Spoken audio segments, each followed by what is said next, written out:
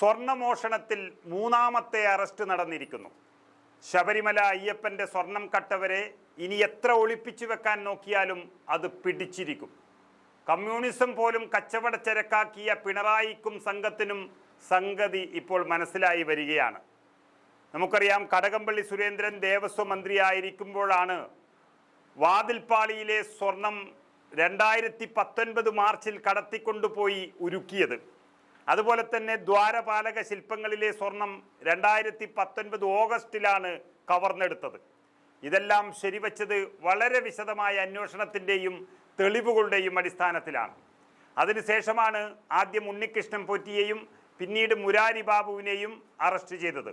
ഇപ്പോഴിതാ മൂന്നാമനായി ആ സമയത്ത് ഇതിനെല്ലാം കൂട്ടുനിന്ന ദേവസ്വം ബോർഡ് മുൻ എക്സിക്യൂട്ടീവ് ഓഫീസർ ഡി സുധീഷ് കുമാറാണ് അറസ്റ്റിലായിരിക്കുന്നത്. ദേവസ്വം ബോർഡ് പ്രസിഡന്റ് പത്മകുമാറും അന്ന് എക്സിക്യൂട്ടീവ് ഓഫീസർ എന്ന പ്രധാന പദവിയിലിരുന്നു പിന്നീട് ദേവസ്വം ബോർഡിൻ്റെ പ്രസിഡന്റൊക്കെ ആയ എൻ വാസു ഇവരുടെ കൂടെ സ്വർണ്ണക്കളിയിൽ ഉണ്ടെന്ന പ്രതിപക്ഷ നേതാവ് അടക്കം പറയുന്ന ദേവസ്വം മന്ത്രി കടകംപള്ളി സുരേന്ദ്രൻ എന്നിവർക്കെതിരെ പിന്നാലെ വരികയാണ് പണി. കഴിഞ്ഞ ദിവസം നടന്ന പരിശോധനയിൽ ഞെട്ടിപ്പിക്കുന്ന വിവരങ്ങളാണ് ഉള്ളതെന്ന് ഉദ്യോഗസ്ഥന്മാർക്ക് മനസ്സിലായിട്ടുണ്ട്. കോടതിയുടെ മേൽനോട്ടത്തിലായതുകൊണ്ട് SIT സംഘത്തിന് അതങ്ങനെ പുറത്തുവിടാൻ കഴിയില്ല. എങ്കിലും കുടുങ്ങാൻ പോകുന്നവരെ കുറിച്ചുള്ള വ്യക്തമായ വിവരം ഉദ്യോഗസ്ഥരുടെ കയ്യിൽ കിട്ടിക്കഴിഞ്ഞു.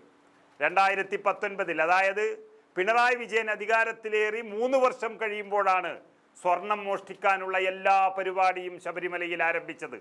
അത് വളരെ ഭംഗിയായി നടക്കുകയും ചെയ്തു.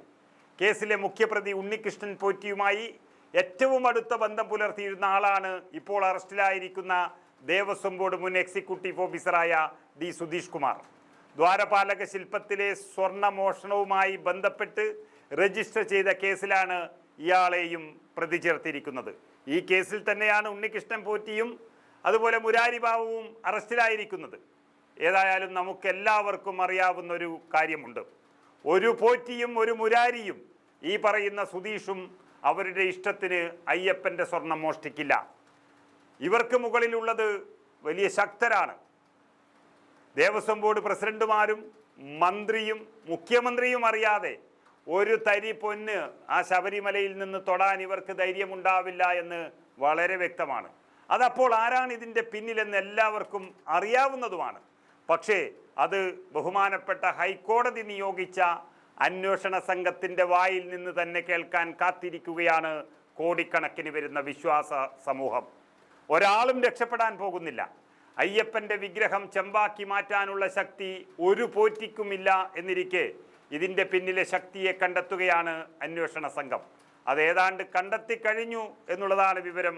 അതിൻ്റെ അടുത്തെത്തിയിട്ടുണ്ട് കാര്യങ്ങളെല്ലാം. അതാണ് സാവധാനത്തിൽ ഒന്നിനു പിറകെ ഒന്നായി അങ്ങനെ അറസ്റ്റ് നടന്നുകൊണ്ടിരിക്കുന്നത്. ആരും തിരക്ക് കൂട്ടണ്ട എന്നുള്ളതാണ് ഹൈക്കോടതിയും സാക്ഷാൽ ശബരിമല അയ്യപ്പനും തരുന്ന സൂചന.